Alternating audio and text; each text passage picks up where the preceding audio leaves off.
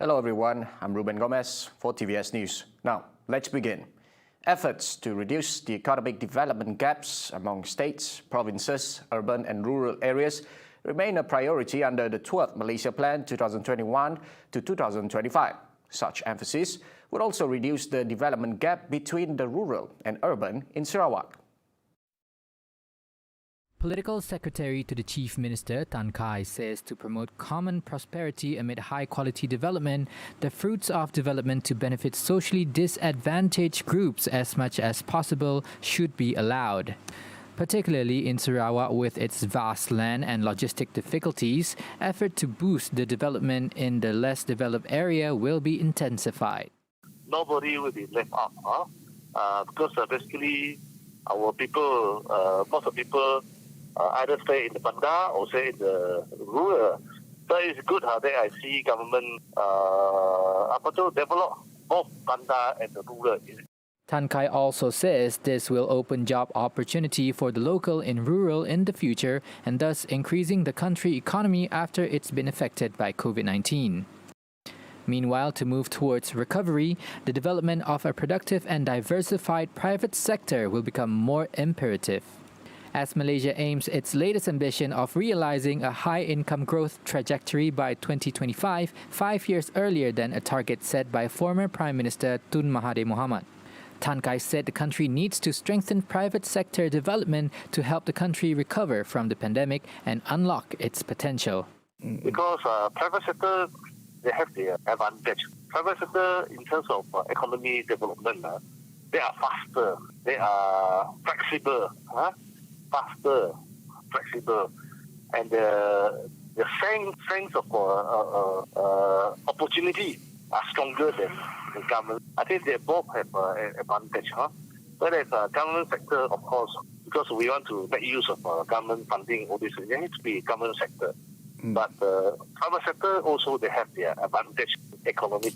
The National Investment Aspiration Policy will be among the many policies and programs to stimulate the country's economic growth that will be rolled out under 12MP.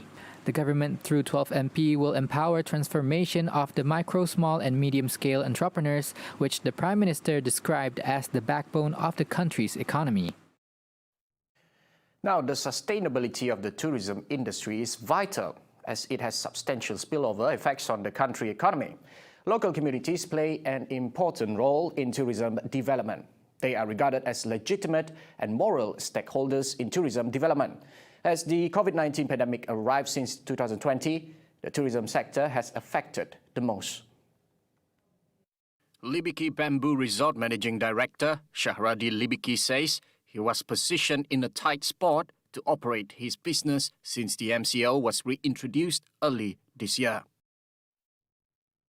Tahun tu kami orang start tutup dari bulan tengahan bulan 5 asalnya sampai lagi ni. Masa kami agaklah ada sebab kami perlu maintain bah. So maintenance dari segi maintenance banyak dah sebenarnya kerugian. Tapi kami orang pula diimpun lah macam kami turun padang diimpun semua. One of the 12 MP plan is that local communities will be engaged to increase their participation in tourism at their respective area. Serembu Assemblyman Mirosimo said this is a great opportunity for the local community to get involved in this business. This is a time for us to get the community involved, to gain that something from the tourism industry. But for me, don't just talk. The ministry people need to go down, go to the people itself, the community itself, to know what they need. To develop the product is the most important. We just can't talk only, because he said it is important to have all the industry players to be aided by the government financially. This is what I see, The importance of government support, yes, that is what we want in terms of advice, and the most important in terms of funding, because not so many people have money to develop their product. The 5 years plan outlines several strategies on revitalizing the country's tourism industry. The sustainability of the tourism industry is vital as it has substantial spillover effects on the economy, whereby in 2019, the industry provided 3.6 million jobs, which contributed 23.6% of total employment. Ruben Gomez, TVS.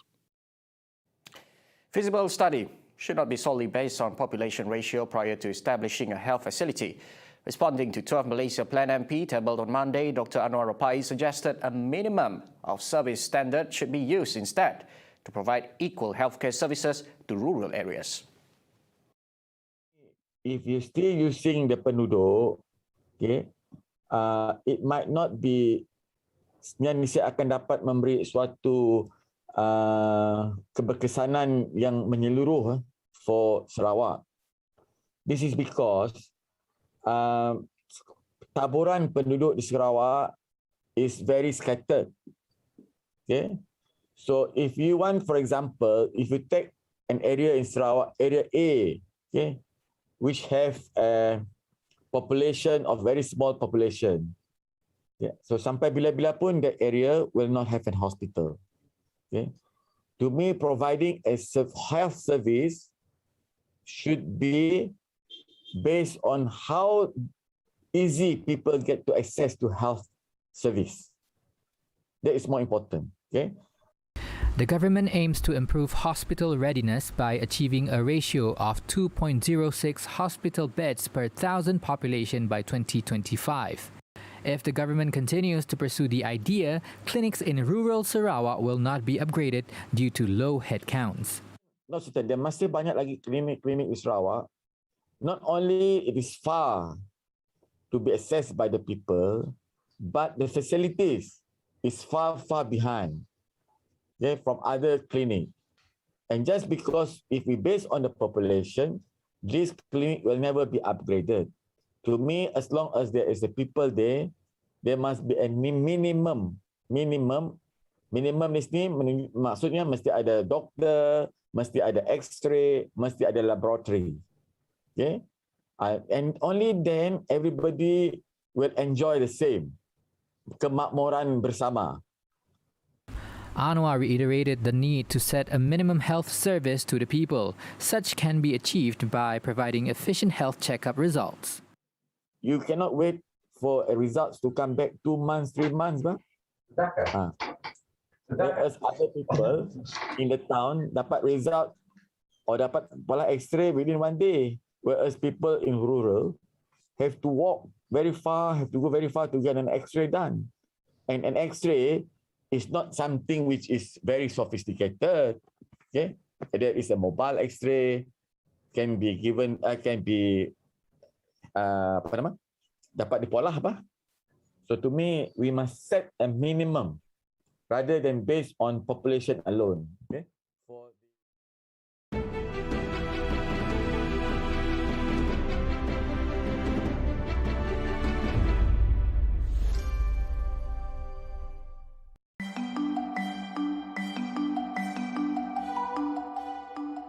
Beasiswa khas bidang kedoktoran merupakan salah satu usaha kerajaan untuk melahirkan 200 doktor terlatih tempatan dalam tempoh 10 tahun.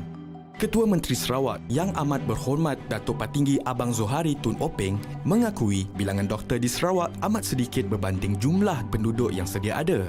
Sebanyak 100 juta ringgit telah diperuntukkan melalui beasiswa Yayasan Sarawak khusus untuk bidang kedoktoran. Pada tahun 2018, seramai 40 orang pelajar tahun pertama program perubatan UNIMAS telah menerima beasiswa ini. Setiap pelajar diperuntukkan RM500,000 bagi tempoh 5 tahun pengajian. Sejajar dengan usaha untuk memenuhi keperluan doktor di Sarawak, kerajaan negeri berharap agar penerima beasiswa ini dapat menyumbang kepakaran mereka setelah tamat tempoh pengajian nanti.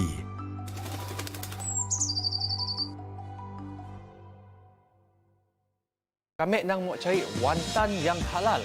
Yang paling susah kami mau cari sebenarnya. Selain wantan, kami ada jual sumai, kami ada jual dumpling. Di sini kita akan ke Bau Sarawak, jauh sikit daripada Kuching tu. untuk mengalami suasana duduk di rumah panjang. Dengan cerita si Elia sebenarnya dari kecil dah yang mula minat mengolah seni tembikar. Dan yang mengolah seni tembikar sejak umurnya 6 tahun. Dalam rancangan Keringat Usahawan. Mengira hari bila lagi biar tu nak SPM. Sebab tak sabar-sabar nak habis. Beli kuih je pun pagi-pagi. Saya tak ada duit. Dengan mak pergi pasar Setutong. Beli kuih. Dan kita mau kuih ya. Mak cakap macam tu. Macam budak kecil kita buat macam gitu kan. Tetapi ada masanya kita ini diuji. Jangan lupa saksikan kami Cikgu Azila di Gaspirasi setiap Rabu jam 9 malam hanya di TVS saluran 122 Astro dan My TV.